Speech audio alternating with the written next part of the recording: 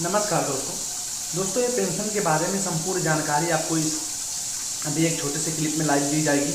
आप उसको पूरा देखें और उसके हर एक बात को समझें कि किस प्रकार से आपकी पेंशन में जो है वो बढ़ोतरी की गई और नयापन जो चेंज किया गया और पेंशन 95 के ऊपर क्या हो सकता है इसका भी तर्क दिया गया। चलिए दोस्तों पूरा वीडियो देखते हैं।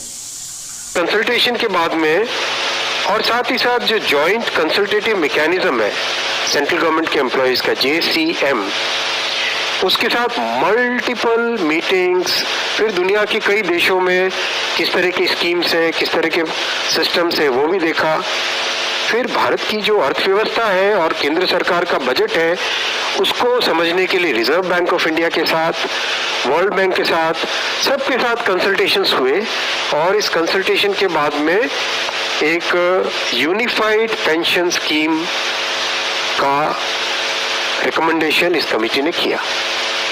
और आज प्रधानमंत्री श्री नरेंद्र मोदी जी की अध्यक्षता में यूनियन कैबिनेट ने यूनिफाइड पेंशन स्कीम को अप्रूव किया है, इसको अनुमोदित किया है और ये स्कीम अभी आने वाले समय में लागू होगी।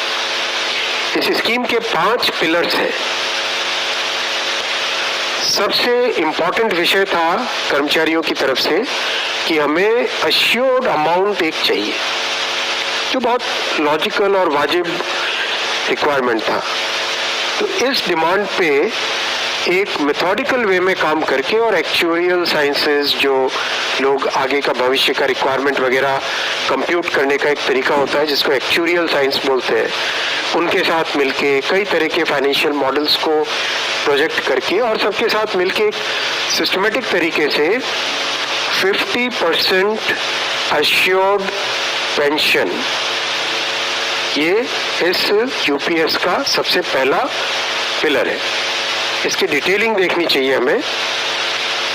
जो ये अमाउंट मिलेगा वो रिटायरमेंट से पहले के 12 महीनों की एवरेज बेसिक पे का 50% होगा।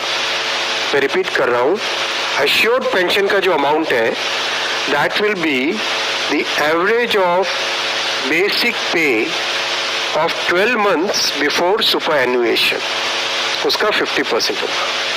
और इस फुल पेंशन के लिए जो क्वालिफाइंग एज रहे, क्वालिफाइंग सर्विस रहेगी, वो रहेगी 25 years, यानी 25 वर्ष तक अगर किसी ने काम किया है, सेवा की है, तो उसको फुल पेंशन यानी जो ये अश्योर्ड पेंशन का अमाउंट है वो मिलेगा।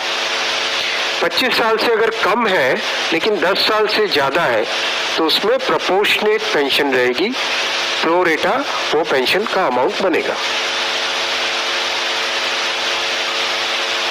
जो कभी किसी कर्मचारी की डेथ हो जाए तो फैमिली पेंशन एक बहुत बड़ा, स्पाउस के लिए ये बहुत बड़ी एम्प्लॉयज की एक रिक्वायरमेंट थी, डिमांड थी। तो सेकंड पिलर इस यूपीएस का है अश्योर्ड फैमिली पेंशन। किसी भी कर्मचारी के डिमाइज से पहले, इमीडिएटली पहले जो पेंशन थी, अमाउंट था, उसका 60% मिलेगा एम्प्लॉय के, डिसीज्ड एम्प्लॉय के स्पाउस को। ये सेकंड पिलर है। थर्ड पिलर है अश्योर्ड मिनिमम पेंशन। कई बार देखा कि सर्विस कम होती है और कंट्रीब्यूशन जितना हुआ है उससे एक सफिशिएंट अमाउंट नहीं मिल पाता था, और ये अपने आप में एक बड़ा विषय था केंद्र सरकार के कर्मचारियों का और एनपीएस में जुड़े सभी कर्मचारियों का। इसीलिए एक minimum assured pension, assured minimum pension 10,000 rupees per month, वो इसमें यूपीएस में थर्ड पिलर ये रखा गया। इसके साथ आगे वाले पॉइंट को जोड़ के करेंगे तो अगर डीएनएस रिलीफ यानी महंगाई से रिलेटेड रिलीफ जो मिलेगी तो वो आज की तारीख में होते होते करीब 15,000 रुपये पर मंथ हो जाती है, which is a substantial relief part of this entire pension system. Fourth pillar है इन्फ्लेशन के साथ इंडेक्सेशन। जैसे केंद्र सरकार के एम्प्लॉयज के लिए सैलरी में डीएनएस अलाउंस होता है, उसी पैटर्न पे जो इंडेक्स है सेम इंडेक्स को यूज करके all India consumer price index for industrial workers, इसको यूज करके assured pension, assured family pension और अश्योर्ड मिनिमम पेंशन, इन तीनों के तीनों जो आपने पिछले पेज पे ये तीनों पिलर्स देखे, assured pension, assured family pension और अश्योर्ड मिनिमम पेंशन, इन तीनों के ऊपर इन्फ्लेशन इंडेक्सेशन डीएनएस रिलीफ के बेसिस पे मिलेगा। डीआर, डीए की जगह डीआर, डीएनएस रिलीफ। पांचवा पिलर है इस स्कीम का lump sum payment at superannuation in addition to gratuity. ये एक तरीके से बहुत ही इम्पोर्टेंट और बहुत ही बड़ी एक रिलीफ मिलेगी। जब सुपर एन्युएशन होता है तो उसके बाद में इंसान अपनी लाइफ को प्लानिंग जिस तरह से करना चाहिए तब कई बड़े खर्चे आते हैं, इसलिए ये लंप सम एक अमाउंट तय किया गया। यह है कि हर 6 महीने की सर्विस के लिए मंथली इमोल्यूमेंट्स विच मीन्स पे एंड डीए कंबाइंड, उसका 10% अमाउंट। तो ये एक अपने आप में सब्सटैंशियल एक अमाउंट रह जाएगा। जैसे मान लीजिए किसी का 30 इयर्स की सेवा है तो उसमें करीब करीब 6 महीने की सैलरी, समरतन साहब दैट्स करेक्ट ना, करीब करीब 6, तो उसको 6 महीने की इमोल्यूमेंट्स जो उसकी रहेगी पे प्लस डीए मिला के वो एक लमसम अमाउंट की तरह मिलेगा। ये 5 पिलर्स को लेके आज यूनिफाइड पेंशन स्कीम अप्रूव हुई है।